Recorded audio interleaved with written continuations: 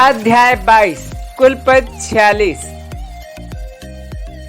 एक इस पर यीशु फिर उनसे दृष्टांतों में कहने लगा। 1:46 इन लिस्ट 46 एटम्स।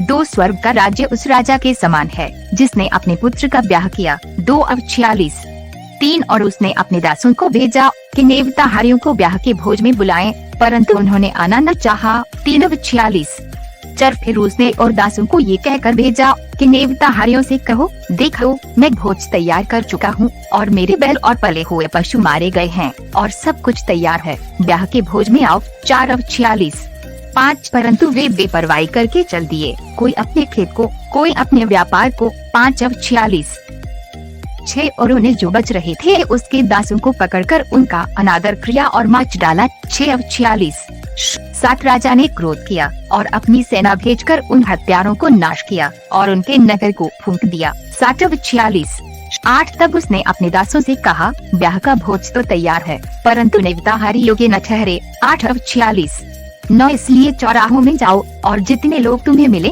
सबको ब्याह के भोज में बुला लाओ। 9:46 10 सो उन दासों ने सड़कों पर जाकर क्या बुरे क्या भले जितने मिले सबको इकट्ठे किया और ब्याह का घर जेवनहारों से भर गया। 10:46 11 जब राजा जेवनहारों के देखने को भीतर आया तो उसने वहाँ एक मनुष्य को देखा जो ब्याह का वस्त्र नहीं पहने था। 11:46 12 उसने उससे पूछा, है मित्र, तू ब्याह का वस्त्र पहने बिना यहाँ क्यों आ गया? उसका मुंह बंद हो गया। 12:46 13 तब राजा ने सेवकों से कहा, इसके हाथ पांव बांधकर उसे बाहर अंधियारे में डाल दो, वहाँ रोना और दांत पीसना होगा। 13:46 14 क्योंकि बुलाए हुए तो बहुत परंतु चुने हुए थोड़े हैं। 14:46 15 तब फरीसियों ने जाकर आपस में विचार किया कि उसको किस प्रकार बातों में फंसाएं। 15:46 16 सो उन्होंने अपने चेलों को हेरोदियों के साथ उसके पास ये कहने को भेजा कि है गुरु, हम जानते हैं कि तू सच्चा है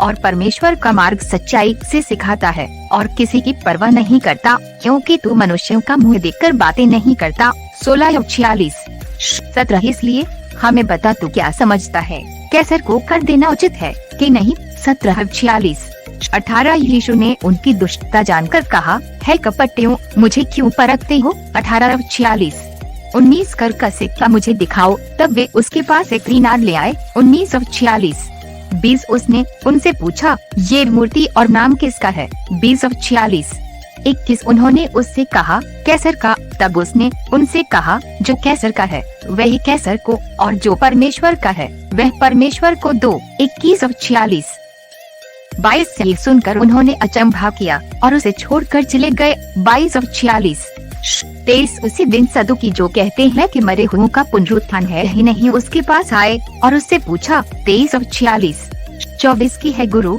मूसा ने कहा था कि यदि कोई बिना संतान मर जाए तो उसका भाई उसकी पत्नी को ब्याह करके अपने भाई के लिए वंश उत्पन्न करे। 24:46 25 अब हमारे यहाँ 7 भाई थे, पहला ब्याह करके मर गया और संतान न होने के कारण अपनी पत्नी को अपने भाई के लिए छोड़ गया। 25:46 26 इसी प्रकार दूसरे और तीसरे ने भी किया और 7 तक यही हुआ। 26:46 27 सबके बाद वह स्त्री भी मर गई।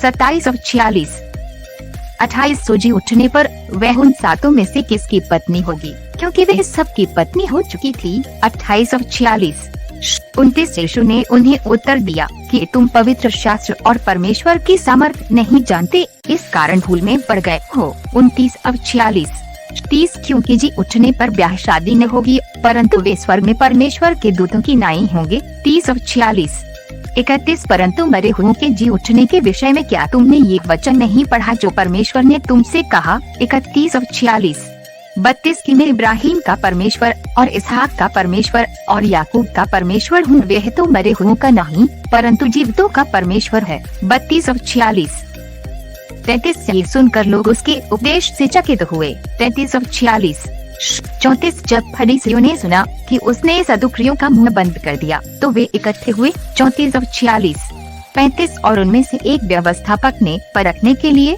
उससे पूछा। 35:46 36 है गुरु, व्यवस्था में कौन सी आज्ञा बड़ी है? 36:46 37 उसने उससे कहा, तू परमेश्वर अपने प्रभु से अपने सारे मन और अपने सारे प्राण और अपनी सारी बुद्धि के साथ प्रेम रख। 37:46 38 बड़ी और मुख्य आज्ञा तो यही है। 38 और 46।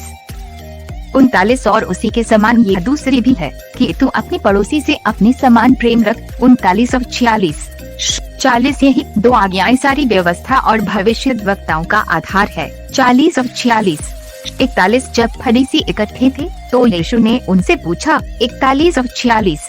42 की मसीह के विषय में तुम क्या समझते हो, वह किसका संतान है? उन्होंने उससे कहा, दाऊद का। 42 और 46।